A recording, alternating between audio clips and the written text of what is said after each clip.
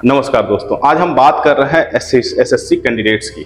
वो बच्चे जो सरकारी नौकरियों की तैयारी करते हैं, दूर पेपर देने जाते हैं, सालों साल तैयारी करते हैं, एग्जाम सेंटर में जब जाते हैं तो उन्हें पता चलता है कि उनका एग्जाम कैंसिल हो गया है। 400-500 किलोमीटर दूर वो एग्जाम देने के लिए जा रहे हैं, लेकिन जब वो जा रहे हैं एग्जाम देने के लिए तो पता चला कि जो ऑनलाइन पेपर हो रहा है वहां पर माउस नहीं चल रहा है।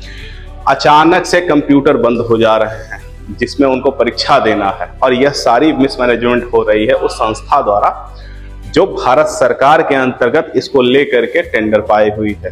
उन छात्रों की क्या गलती है? वो छात्र जो साल साल भर तैयारी करता है, जिसके सपने होते हैं कि वो एक नौकरी पाएगा, अपने परिवार को अच्छा करेगा। हमारे देश में वैसे भी रोजगार की कमियां हैं, सरकारी नौकरियां तो वैसे भी नहीं निकलती हैं, लेकिन उस पर भी अगर थोड़ी सी वैकेंसी निकलती है तो उसमें भी इस तरह से कुप्रबंधन होता है। अभी हाल ही में एसएससी फेज 13 एग्जाम के लिए बच्चे एग्जाम देने गए, लेकिन उसमें दिक्कतें क्या आई?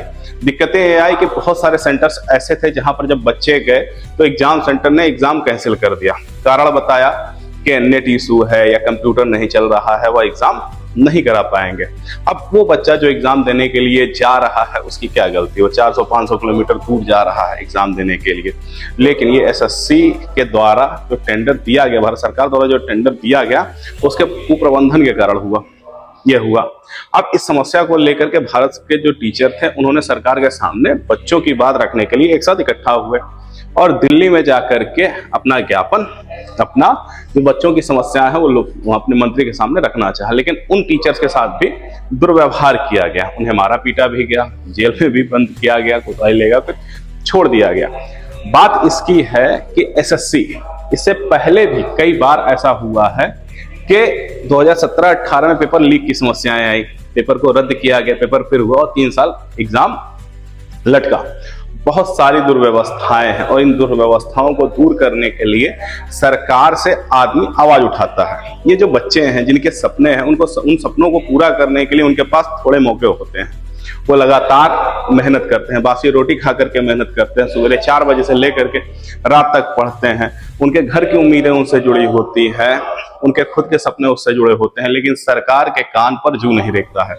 क्यों नहीं ऐसा हो सकता है कि जिस तरह से यूपीएससी का पेपर हो रहा है, जहां पर थोड़ी सी भी दिक्कतें सामने निकल करके नहीं आ पाती हैं, सारी चीजें ऑन टाइम होती हैं, लेकिन एसएससी और अन्य परीक्षाएं, रेलवे और अन्य जो परीक्षाएं होती हैं, वहां पर हमेशा देखने को मिलता है कि कुछ ना कुछ कमियां लगी रहती हैं।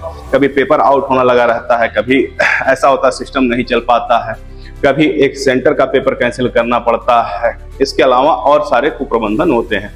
समय पे ना वैकेंसी निकलती है, ना समय पर रिजल्ट निकलता है, ना बच्चों को समय पे ज्वाइनिंग मिल पाती है।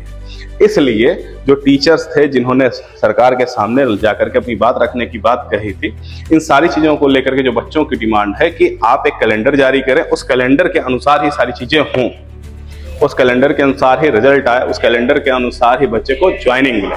क्योंकि यहाँ एग्जाम पास करके बच्चा बैठा 4-4 साल 5-5 साल इंतजार करता है कि हमारी बारी कब आएगी ज्वाइनिंग की। तो जितनी भी समस्याएं हैं सरकार को उसका संज्ञान लेना चाहिए, संज्ञान लेना चाहिए। हम लोगों की डिमांड है कि संज्ञान लेना चाहिए। हमारे भारत जो चौथी इकोनॉमी है, विश्व की चौथी इकोनॉमी है, ये जो हमारे छात्र हैं वो भी इसमें योगदान दे रहे हैं। आगे चल करके यह भी हमारी इकोनॉमी का हिस्सा होंगे, हमारे देश को और आगे लेकर जाएंगे, लेकिन इनके साथ में सौतेला व्यवहार नहीं किया जाना चाहिए। जो दिल में था वो बताया कि इन बच्चों के साथ दुर्व्यवहार नहीं होना चाहिए, समय पे फॉर्म निकलना चाहिए, समय पे वैकेंसियों को भरी जाना चाहिए, और जो उसमें दुर्व्यवस्थाएं होती हैं उसको दूर कर देना चाहिए, इन्हें समस्याओं का सामना ना करना पड़े। आज के लिए इतना ही, मिलते हैं अगले वीडियो में, तब तक के लिए नमस्कार।